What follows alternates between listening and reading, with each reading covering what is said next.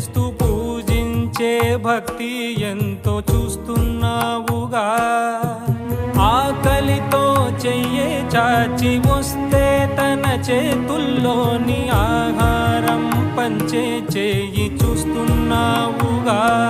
నిన్ను చూడ జనమంతా జగమంతా తిరుగుతారే, సులభంగా నిన్ను చేరే దారెవరు తెలుసుకోరే. అలంకారం అసలు లేని అహంకారం అన్నది లేని, ఏ కళ్ళ కపటం కానరాని మనసుల్లో నువ్వే కలిసా నిన్నే నిన్నే మరిచా.